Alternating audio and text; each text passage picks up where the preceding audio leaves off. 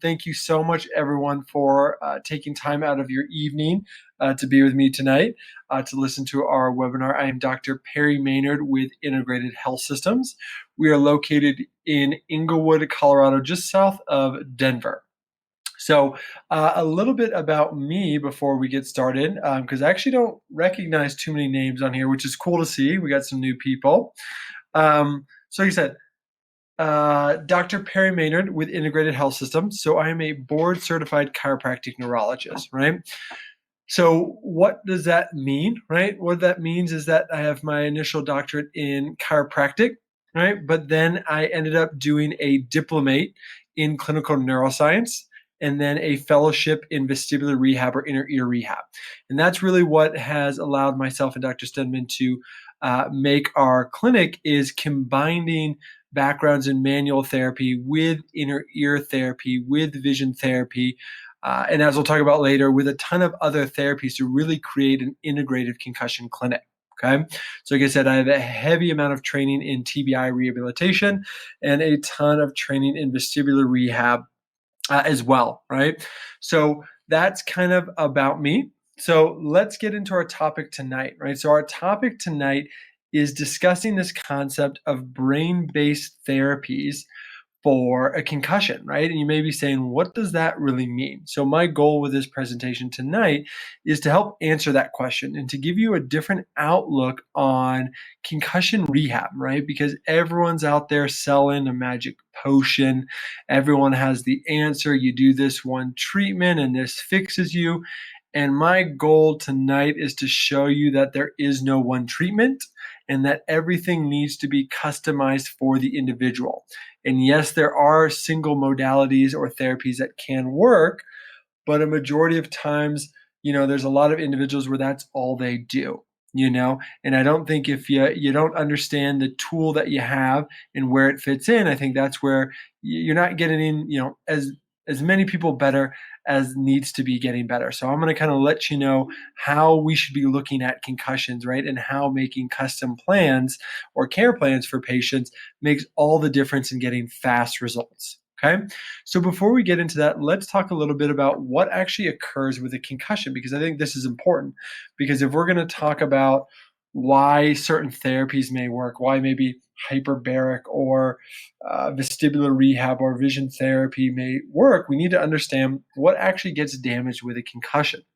So we know one of two things really happens, right? One is that there is a kind of a metabolic cascade that occurs in the brain. And we're not going to talk about this too much, but there's alterations in the energy systems in the brain and the immune system in the brain, right? So I always tell patients, you go from being a fuel-efficient Prius getting 40 miles to the gallon to a gas-guzzling diesel truck getting 10 miles to the gallon, right? So there's the metabolic aspect. And that's where a lot of the functional medicine can fit in. But tonight, more specifically, I want to talk about the other thing that really occurs with concussions, and that's a concept called axonal shearing.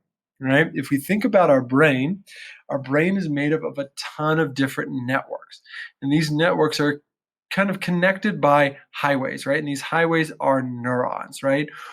And these neurons are these kind of long branches that come off the soma or the cell, right? And they have this sheath on them, right? They're kind of like an insulated wire or like fiber optics bringing you high-speed internet, right? And you have short connections, you have far connections. So you have short connections that go between areas next door, and then you have connections that go all the way to the other country, right? And that's kind of how the brain works.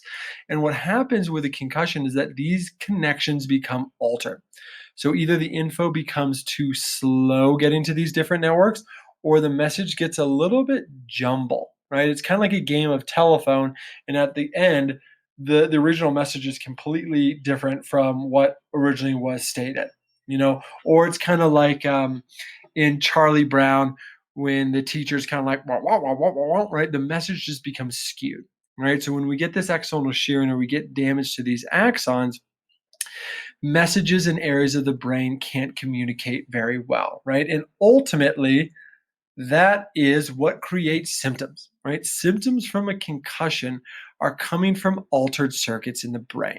Right? So there's a reason why individuals get vertigo. There's a reason why people get visual changes, double vision, blurred vision, reading problems, maybe focus or attention issues, why one might get depression or worsening depression or anxiety, right?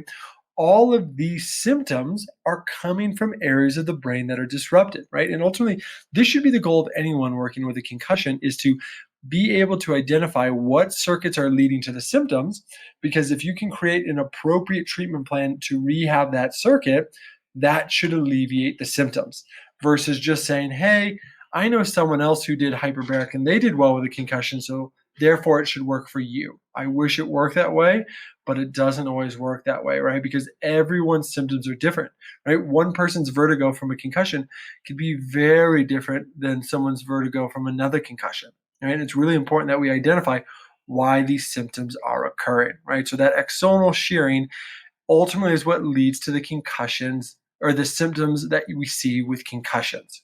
Okay. So this is where I want to talk about a concept of network. So what I'm going to do to start is open your eyes or see if I can kind of change the way you think about the brain, because then it will make more sense about why we're doing the things we're doing. Okay. So we always thought of the brain of this one area does this area does that. When you damage this area, that stops working, right? And that's not completely true, right? The brain is made up of different networks, okay? And understanding these networks helps us to understand concussion and concussion symptoms and how to rehab them, right? This is sometimes how where things like QEEG or I think neurofeedback can come into play is looking at some of these global networks, but we'll touch on neurofeedback a little bit later, but I think this is where that can be a little bit of a powerful tool is kind of examining some of these different networks. But if we look here, you can see we have what's called the default mode network, the executive network, and the salience network. We're not going to get crazy in depth with these, but these are three big networks that are studied in neuroscience, right? And you can see they're made up of multiple different regions of the brain. So we're realizing that just not one area works by itself. And this is also a good thing because I can definitely slow down. This is a good thing because if one area seems to get damaged, then you have other areas that we can try to get back online to maybe help compensate. All right, so that's another really good thing about the brain networks is that you have a team of brain areas working to do, multiple jobs. So if one goes down, the idea is can we get some of the other guys to pick up slack for the other damaged cortical networks? Okay, and when we look at things like the default mode network, that plays a big role in kind of resting state. So this is a big reason why meditation is really, really big. So meditation activates the default mode network, right? The default mode network is all about introception, so looking inside, body awareness. And when you look at things like depression and anxiety, there's alterations between the default mode network and the executive mode network, right? So once again, these networks are really, really important for things like depression, anxiety, even dizziness, all these things. So once again, the goal of this webinar tonight is not to go in depth about specific brain networks, is to more open up a new idea of how to think about the brain and how it functions. So kind of some more things like we talked about. You have all of these different networks. So you can see you have different attention networks, limbic networks. Limbic is another word for kind of emotional networks, okay?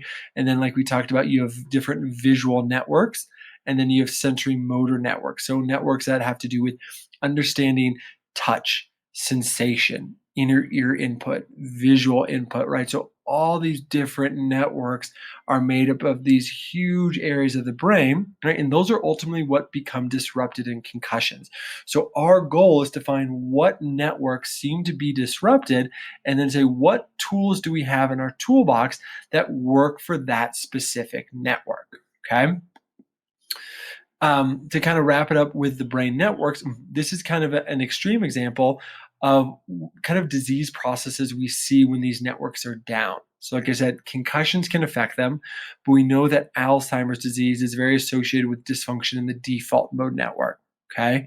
Frontal temporal dementia is associated with deficits in the salient mode network, okay? And then things like semantic dementia are associated with what's called the temporal polar network. Once again, I'm not asking you guys to remember these, And then things like progressive non-fluent aphasia is associated with the left frontal parietal network, right? And so on and so forth. So you can see that it's not even just concussions, but when we have some of these serious neurodegenerative disorders like Alzheimer's, even things like Parkinson's, frontal temporal dementia, very serious things and very devastating things, we can see alterations in these networks. So studying and understanding some of these disease processes can be very helpful for understanding how they work. And then when they get damaged from concussions, how we can go in and maybe rehab them or how they may respond. Okay. And ultimately, this leads to the concept of neuroplasticity, right? Because all of those brain networks are working somewhat off the basis of neuroplasticity, right? Which is a huge buzzword currently that we're hearing is neuroplasticity, neuroplasticity. But what does that really mean? And I'm going to pose a question is neuroplasticity always a good thing? Because it's touted as this amazing thing. And I'm going to make the argument that it depends. And sometimes neuroplasticity gone wrong is what causes people's concussion symptoms, right? So in simple terms, neuroplasticity is the ability of a neural networks in the brain to change through growth and reorganization, right? So this is the ability for neurons to grow new connections or to reorganize. So let's say I have some lighting issues in my apartment or my house or wherever it may be, and I have someone come in and they work on the wiring.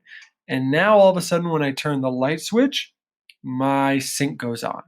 And then I turn the other light switch on and my garage opens, right? You can see that all of a sudden these networks of connections have now reorganized and not in a beneficial way, right? And then let's say maybe another electrician comes in and then they rewire it in an appropriate way that now my garage button goes to my garage, my light switch goes to my light, my garbage disposal button goes to my garbage disposal, right? So this is the similar concept of neuroplasticity, right? And these changes are meant to rewire the brain or remap the brain and how it works. Okay. So, like I said, neuroplasticity can be good, but sometimes it can be bad, right?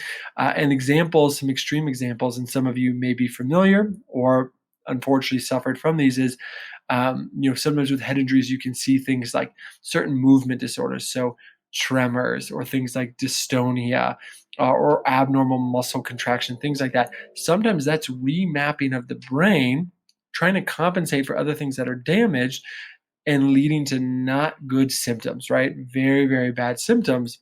So that's an example where neuroplasticity can lead to concussion symptoms. But what's really cool is that if it rewired in one way, then we can rewire it in another way. So the really cool thing about neuroplasticity, to summarize, is that the brain is malleable, right? We can change it. We can change it for the good or we can change it for the worse, right? And this is why, once again, it's very important that anyone working with the brain or going to a practitioner knows what they're doing, because not every therapy is just a beneficial therapy.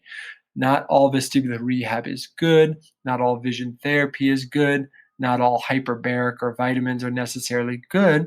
They're good in the right context with the right practitioner going after the right mechanism, right? Because if all of a sudden someone starts doing a therapy that's causing neuroplasticity, is it doing it in a beneficial way that's going to help you or a loved one, right? And that's a really important thing to know, okay?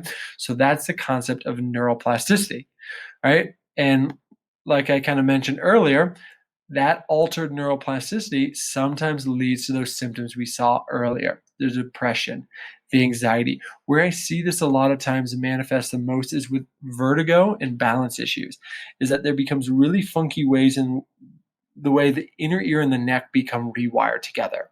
And all of a sudden they start saying really wonky things. So the visual system, so the eyes, the inner ear, the neck start communicating in a really weird way, right? And that's what creates a lot of dizziness, a lot of visual issues, a lot of balance issues. So our goal is to rewire that circuitry in a way that works better and more efficient and leads to less symptoms, okay?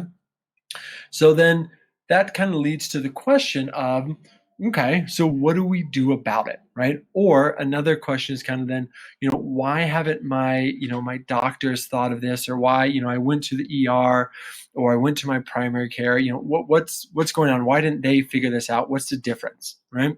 And for those of you who have suffered from a traumatic brain injury or a loved one, you'll realize that the majority of the time you go to the ER, they're concerned about a bleed. So they want to make sure that there's nothing seriously wrong, and then they'll run some imaging. And if all of that looks okay, then you're okay. And they send you home and they tell you to rest. The problem is, like you can see, a concussion is a functional injury, right? It's not necessarily a bleed going on in the brain, although that can happen. A majority of mild TBIs, there's no brain bleed, right? There's nothing that can really be picked up on image. It's an issue in functional connectivity.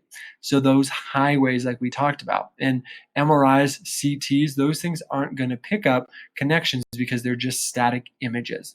That's why you need a dynamic assessment of the brain. And we'll talk about in a second different types of testing that can give us windows, dynamic windows into how areas of the brain are working, right? So that's really the big thing, is that a majority they go to primaries and images looks normal, everything seems to be good, but no one's looking at it in a functional state, right? So then that's why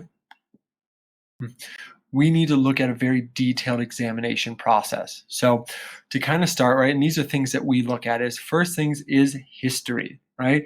Learning more about the patient, right? One of the big things I see with concussions a lot of times is that pre-existing things like maybe diabetes, thyroid issues, autoimmune issues, whatever it may be, chronic stress, all these things play a huge role in one's outcome from a concussion, right? So it's really important that whoever you go to is taking a very detailed personal and family history, right?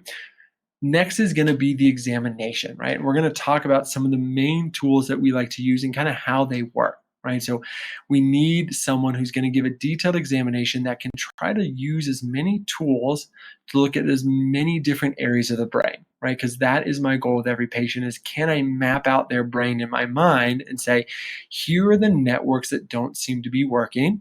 How do those networks make sense for your symptoms? And what are we going to do to fix them? And then how can we measure if we're making changes in those areas of the brain? Okay.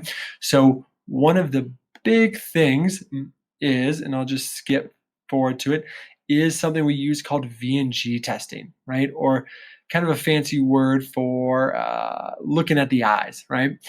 So VNG testing is kind of what you would see in an ENT's office or an otolaryngologist's office, right? And it's used for certain things. And we use it for those things, but I use it a little bit separately, and I look at it in a different way, okay? This allows us to look at eye movements and different inner ear reflexes. We know with concussions, the inner ear is affected more often than not. I'd say probably about 80% of the time, individuals suffering from mild traumatic brain injuries have some sort of inner ear deficit. All of those can be very different, but they're very, very important to be able to assess so that they can be treated appropriately. But what's really cool is that, like I said, this allows us to look at different types of eye movements, right? And look at visual processing. So you may be saying, well, why do I really care about eye movements? Well, eye movements are really cool because they're easy to look at and they're easy to quantify and measure, and they're controlled by so many different areas of the brain. So you have primitive areas of the brain, so areas in your brainstem, which is where blood pressure is regulated, where heart rate is regulated, where your breath rate is regulated. That area plays a huge role in eye movements. A part of your brain called your cerebellum, which has a ton to do with balance, coordination. You see it implicated in a lot of attention issues or psychiatric issues. That plays a massive role in eye movements. And then you have so many other cortical networks that play a role with eye movement. So it's such a good tool to look at the front of the brain, the back of the brain, the middle of the brain, the subcortical or the lower areas of the brain, right? So it gives you a wide variety that I can say, okay, I know when you track a target from left to right, that's controlled by these 5 regions, and those don't seem to be working well. Okay, what other tests can we look at to further show that that area of the brain is not working well? And then we can use that as a metric for looking at improvements. So looking at eye movements is so, so powerful, okay? And then we look at computerized balance testing. Balance is a really cool tool, probably one of my favorite things to look at because it can tell you so much and it can change so quickly as well. So balance is a really good indicator of overall brain function. We know that when one's brain is working really well, they're more coordinated, their balance is good, and when one's brain is going downhill, balance is affected, right? Balance is affected in Parkinson's disease and concussions. It's associated to so many different types of neurological conditions because just like eye movements is controlled by so many different areas of the brain. And what's really, really cool about balance testing is balance testing allows me to look at how is your brain interpreting different forms of sensory information, right? How is it interpreting your inner ear? How is it interpreting visual information? How is it interpreting what your feet are saying? And then how well are those communicating? So I'll give you an example. If you're standing on your 2 feet on a hard surface, eyes open, your brain's taking input from your eyes, your feet, and your inner ear to say, here's where I am in the world. I feel stable. Okay. Now let's say I take vision away and I have them close their eyes. I'm looking at how well can the brain compensate without vision. And then maybe I'll put someone on foam. So now I'll take their feet away and say, how well can they rely on visual input, so their eyes, or inner ear input, right? And so on and so forth. And I can manipulate all of these variables to say, hey, their inner ear doesn't look good. Or, hey, for some reason, they're really relying on their vision. Why is that? All right. So it's a really cool tool to look at overall sensory processing in concussions. And that is, once again, another very common thing to see go awry with concussions is issues in sensory processing. Most people with concussions will have balance issues. They'll have issues with their eyes and their inner ear communicating appropriately. They'll have issues with their neck and their inner ear communicating well. Or they'll have issues in their postural muscles, so the muscles in the spine that help keep them balanced. So another really, really good window to look at these kind of vast array of different brain networks so we can figure out what areas are affected. Okay. Oh, I thought I had another one. So I'm going to go back to this one. So the other big things we can see as well, as you see different here, is these are kind of some of the other tests that we are looking at. I'm not going to get into them super in detail, but the other big thing is kind of a bedside neurological exam. So what we do is we take cognitive testing mixed with the balance testing, mixed with the VNG testing, and then mixed with kind of functional bedside neurological exam, right? Where we look at coordination of right versus left of the arms, the feet. We look at reflexes. We look at sensation, what are called cranial nerves, right? But we don't look at them like most of how medicine looks at them, right? Medicine is looking at, do they work or do they not work? What I'm asking is, how well do they work, right? Yes, they may be within normal limits, i.e. you don't have a tumor or brain bleed, but what if one's worse from left to right? Right? That's a functional imbalance. And that's what concussions are. Concussions are functional imbalances within the brain. And so when we are looking at these different findings, we need to look for these subtleties.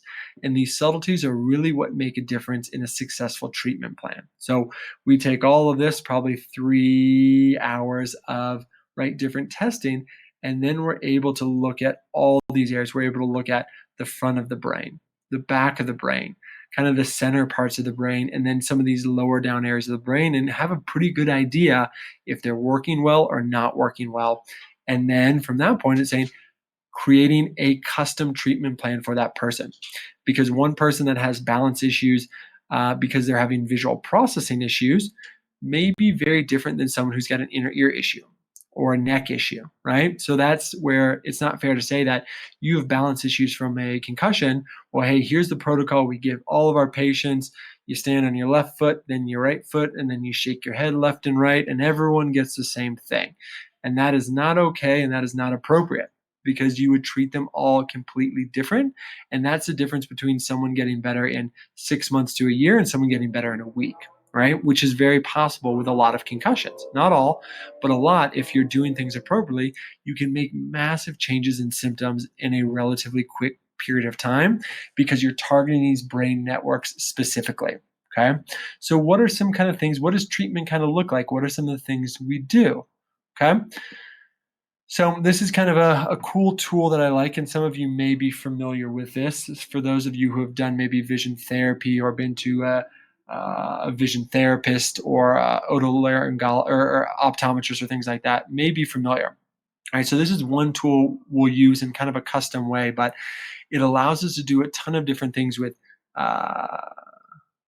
memory issues, with reaction time, with targeting issues. So this allows me to rehab people's vision, rehab people's memory. We can do a lot of cool things with balance targeting. So I'll do this a ton where patients will stand on a balance platform and then they'll be able to see their body real life on the screen, right? And they'll have to shift their weight to different targets and they can see their body shaking and unstable.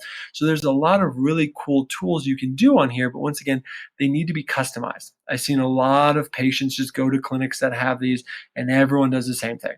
Everyone hits targets as quick as they can. Everyone does a generic balance drill, right? But it needs to be customized for that person, right? But it is a very, very cool and powerful tool that can be used, okay?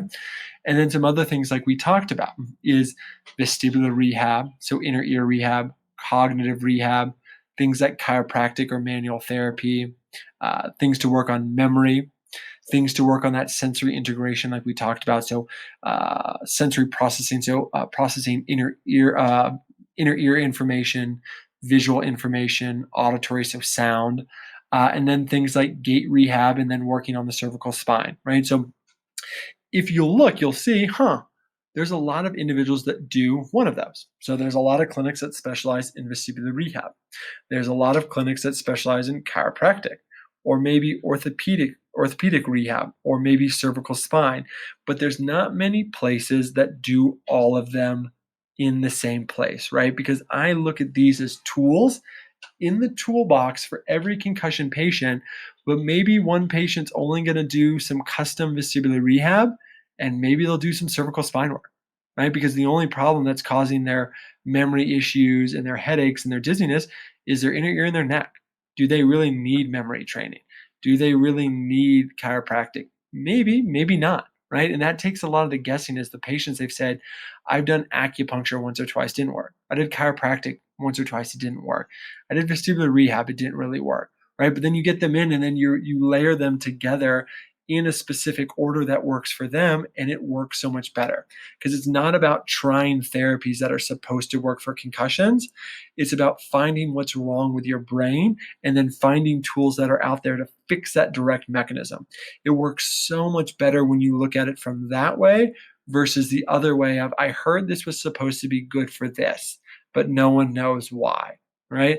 That's when you end up spending a lot of time and money, and treatment usually is not successful, okay? The other big thing that I'm going to finish off with, and then we'll open it up for some questions, is also intensity or how therapies are laid out. So the brain, think about it like this. So say you have a neuron and it's got 5 different connections, right? The neuron listens to whoever kind of nags it enough, right? So say it is, an individual, let's say it's a celebrity, and you got 5 fans just vying for their attention and they want their signature, right? Usually whatever fan is most memorable or maybe annoys the celebrity the most, or gives the most input to that person, they're going to get attention of that celebrity, right? Or that neuron. And that's the way the brain works, is that you have to fire pathways that you need, but you need to do it at a rate that's intense, right? To create connections and long-term connections. That's where when people do maybe rehab once a week, once every other week, once in a blue moon, doesn't really work, especially not in the short term. What the research supports is that to make significant changes or neuroplastic changes, so actually significant changes, is multiple hours of rehab a day, 5 days a week, for upwards of 12 weeks, is what the research actually shows that actually creates true new connections within the brain, right? And that's a ton, right? And so that's why with a lot of patients, what we'll do is different types of therapies, and it's different when people live here, but we'll do kind of intensives because once again, we want to find a pathway that is negatively impacted and we want to drive it. We literally want to give that input over and over again, right? We don't want to just do one thing and the person says, oh, that feels better. It's saying we need to get that connection to become plastic. We need those other networks to pay attention to us, right? It's almost like we're kind of shouting at the other network saying, hey, look at me, look at me. And eventually those other networks say, oh, okay, I like that. And then you create an actual change, right? And this is the difference between, once again, someone going and they say, I went to the chiropractor once and it felt good for about a day and then it all came back. Or I went to vision therapy and I did okay, but then when I stopped, it came back, right? Sometimes that's because there's not enough intensity, right? They made a subtle change, but then once you stop it, the brain just ignores it, right? Because if the brain has been dealing with a symptom for a year, it's gonna take a lot of intensity to drive that pathway. And that's where we like doing shorter intensives. So instead of spreading it out over months, which sometimes is needed, sometimes do it in very short bursts where we're working on people all day for multiple days in a row to drive those pathways to try to get people better as quick as we can, right? Which saves them time and money, right? That doesn't mean after a week individuals don't have to do things again, right? You have to continue, doing exercises because remember we talked about you need that plasticity, but to make huge changes in symptoms, sometimes you need to do it in a little bit more of an intense manner, right? And this is where that intensive model comes from. And this is one tool, once again, we use for some patients. Not everyone will work well for this intensive model, but I think this is another thing that that makes us different than others or makes other clinics different than others as well. And I think something that is lacking in the world of traumatic brain injuries is the intensity and frequency of rehab. It needs to be intense and it needs to be frequent. And when I say intense, that doesn't mean frying your brain out.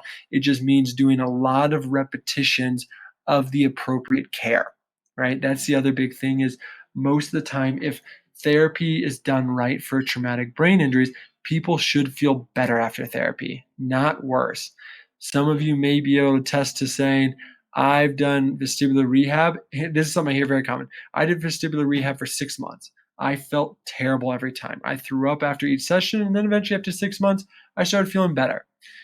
That does not happen in our office, or nor should it happen in any office, right? Because you should be doing therapies at an appropriate rate that makes the appropriate changes you want. And a lot of times my goal is for everyone to feel better every time they leave. Does that happen all the time? No, but the goal is that you leave better than when you came in. And that's because we're targeting specific networks with appropriate therapies that are meant to fix the things that are broken that are causing your symptoms, right? Or maybe someone's just barking up the wrong tree and they're just doing symptoms that aren't right for you. And that's why you continue to get worse, right? So that's why this approach, I think, is really, really important, right? Is to think about the brain as a functional network and how can we assess the areas that are broken and then how can we create custom brain-based therapies for an individual to get them better as quick as we can, right? So that's really kind of the big thing I wanted to talk about today. And before we answer questions, I kind of want to leave you with this conclusion of act sooner rather than later, right? The longer these things go on, the longer one deals with symptoms. Remember, neuroplasticity. Things become harder to undo. Doesn't mean they can't be undone, but a person with a year worth of dizziness, a lot of times it's harder than someone with 3 months worth of dizziness, right? Because there's more neuroplasticity that has taken place that might be for the negative, right? So act sooner than later. And then the other big thing is never too late, right? So many individuals I hear from doctors where they tell them there's nothing more that can be done, but they didn't really even do anything. They told them to rest. They tried maybe massage once, or they tried acupuncture. They tried these things. Is that it's never too late, right? There's so many cool technologies coming out in the realm of TBI and concussion. And I know so many great people around the country. So realizing that it's never too late. And you just got to get to the right person. Okay. And then the other important thing is free consultation. So we work with a lot of people around the country And what I like to do is talk to people where maybe they're not sure, or maybe they want to know more about people in their area.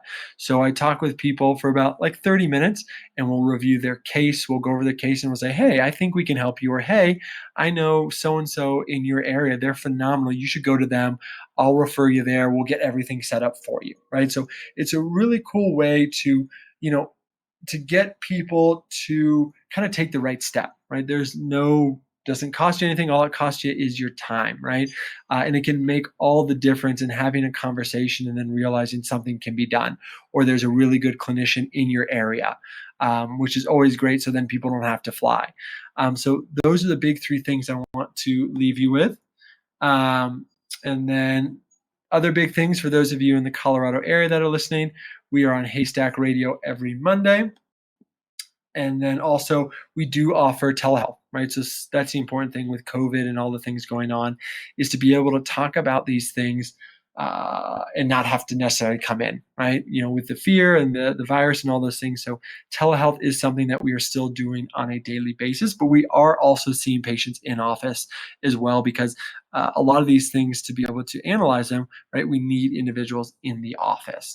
So thank you so much for everyone coming out. I know that was a lot, and that's why I want to open it up for any questions that individuals have. I know I saw one person talking about everyone in my yoga class has balance issues when eyes closed. Yep, you'd be surprised, honestly, if you started testing people's balance and looking at people's balance, you'll find a lot of people have funky balance. And sometimes when you can make improvements in balance, you can see improvements in things like anxiety, or sometimes memory issues, or brain fog, or mental clarity. So you'll find a lot of people with balance issues out there, because a lot of people have past histories of head injuries or other things as well. So I'll open this up for anyone if they have any questions. You can type it in the attendee chat and I will answer them.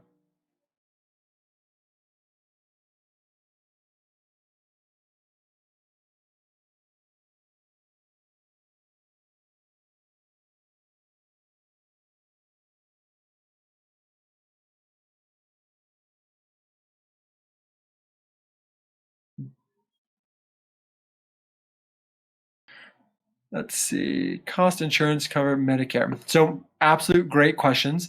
So in regards to insurance, we don't work with insurance directly. What we'll do a lot of times is supply super bills, and a lot of people will get reimbursed for a decent amount.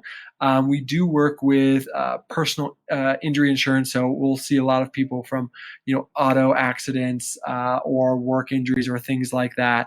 So there's a lot of ways around it, and those are things that, like I said, our office manager Ruth or Lindsay can answer more. So there's, like I said, we don't accept insurance directly. But there's a lot of ways of kind of getting reimbursed, or there are certain types of insurance that we do work for, right? Like I said, with certain personal injury, auto accidents, and things like that. And then in regards to the cost, every person's completely different. Like I said, I have some people I see once. I have some people I see for a few weeks, 6 weeks, some for a few months, and I have some patients who have suffered really bad injuries that I've seen for close to a year, and that completely changes all of it. But a lot of times, if you can find my goal is to get people out of the office as quick as possible, right? And that's ultimately what saves them, the thousands of dollars that they spend going to a million different people in the long run. So cost just kind of depends on the person and the case and things like that. And if you have more questions about insurance coverage or costs or things like that, you can always call our office, and Lindsay or Sandy would be happy to answer any questions further about insurance, Medicare, or costs and things like that. So they can definitely answer those for you if you want to call them. Of course, definitely. Perfect. And you have to open it up for any more questions if people have. Don't be shy. There's no bad question. There's no dumb question. It's all are good questions. So if you have any, feel free to ask away. So here we have a question, another one.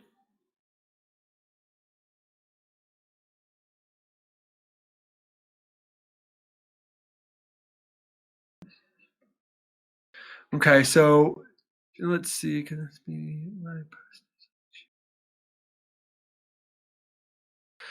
So that could be a kind of variety of different things. So we have a question in regards to a past concussion with a bump in the back of the head and feel fluid inside.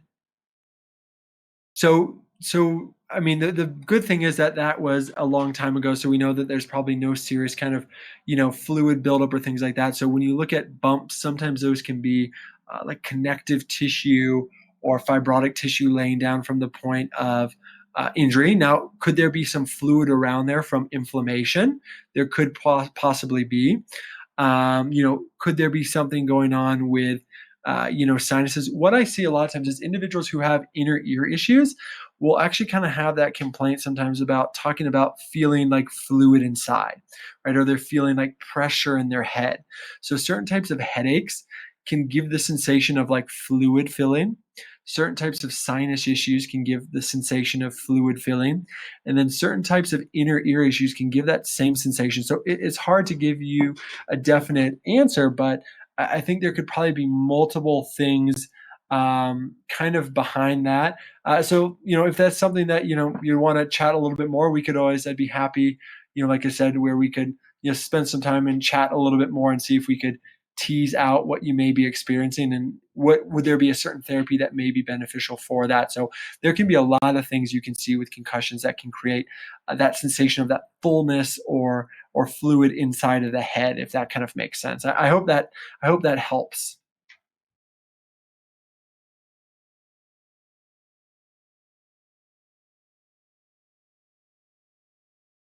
Okay.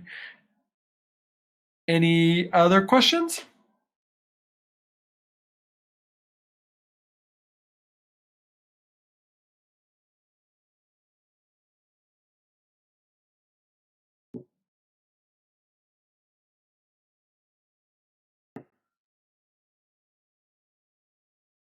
Okay. Well, if we don't have any other questions, I want to thank you all so, so much for coming out. I hope this was helpful. I hope you enjoyed this. I know we talked about a lot. Like I said, if you even want to chat more about this webinar, I'd be happy to chat about that.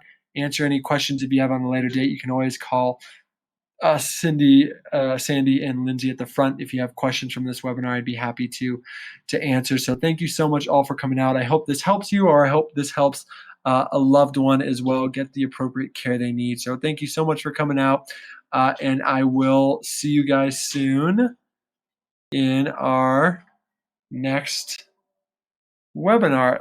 Let me make sure. I think I saw maybe one more question possibly asked real quick. Oh, nope. Awesome. Thank you so much. Have a great night, everyone, and I'll see you next week.